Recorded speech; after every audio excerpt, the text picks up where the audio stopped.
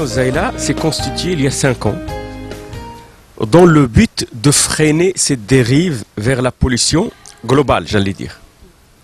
Alors on s'est dit que partout on a cette pollution du plastique, mais quand même, le désert, les glaciers, la montagne, ils doivent être préservés. C'est un peu pour nous le poumon de la Terre. Alors le poumon doit être propre, il faut le protéger. Sinon c'est toute la planète qui est malade. Le plastique, 2 points, usage éphémère, pollution durable.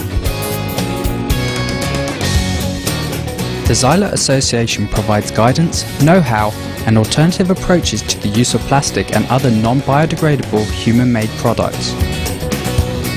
Donc il faut permettre aux gens, ou les encourager, à utiliser la nature pour la bonne cause. C'est-à-dire utiliser la nature sans l'abîmer. Ça c'est l'équation qui est posée à l'homme maintenant. Parce que la planète, elle est en surproduction, elle est en surconsommation, elle est saturée. Un sac de plastique, il faut 20 secondes pour le produire, 20 minutes pour l'utiliser, 400 ans pour le biodégrader.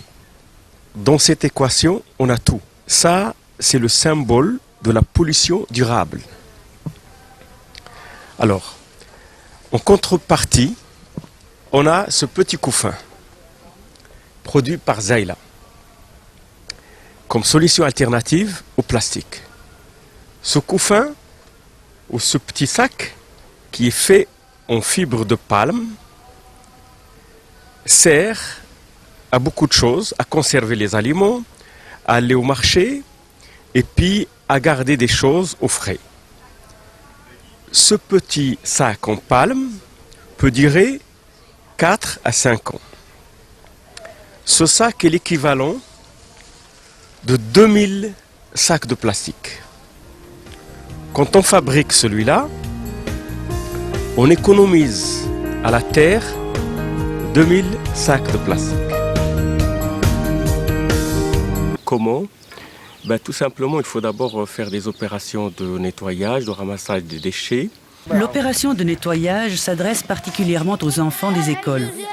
Ce sont eux la prochaine génération, celle qui, demain, devra gérer les conséquences des problèmes d'aujourd'hui. À l'école de Mohamed, on les sensibilise aux problèmes de l'environnement. Un investissement pour l'avenir. Quel que soit leur sexe et leur religion, ils ont tous le droit d'apprendre. On veut surtout que l'école, qui est aussi l'avenir, qu'on sensibilise les enfants, les écoliers, les collégiens pour la propreté de l'environnement. C'est-à-dire qu'ils seront aussi un peu les vecteurs de sensibilisation sur ces problèmes liés à l'environnement et surtout à l'éruption des déchets plastiques.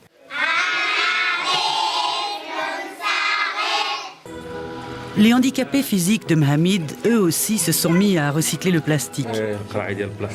Avec des vieux pots de yaourt et des briques de lait, ils ont fait des récipients à la fois utiles et artistiques. La créativité n'a pas de limite. Alors,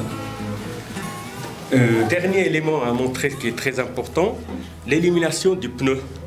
Alors, comme on voit qu'il y a pas mal de pneus aussi usés, les nomades, mais ça c'est depuis longtemps, ont trouvé l'idée judicieuse d'utiliser, donc de fabriquer les fameuses chaussures nomades avec du pneu, du Michelin, Goodyear. Le respectueux de l'environnement.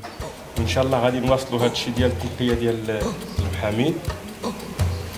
الطرق اللي ذكرنا مع الاخوان. نحاربوا الوسخ، نحاربوا الظلم بدون مجاملات ورثنا عن هذاك المرحوم. J'aime beaucoup cette citation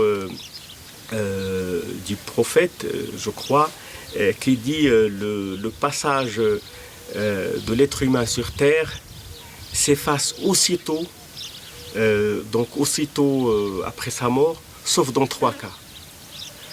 S'il laisse un bien utile permanent, c'est-à-dire comme planter un arbre, creuser un puits, faire une route ou quelque chose qui est utile, permanente pour les gens, ou bien laisser un savoir utile, ou bien laisser une progéniture qui fait du bien. Donc s'il a des enfants qui continuent à faire du bien. Alors au fond, pour nous, on a reçu tout ça, et puis c'est la moindre des choses de laisser quelque chose comme, je dirais, comme reconnaissance de ce qu'on a reçu pour les autres, pour ceux qui viennent ensuite, pour l'avenir. Nous, on a une civilisation où si on cherche à gagner quelque chose, à part l'argent, c'est gagner du temps aussi, tout le temps.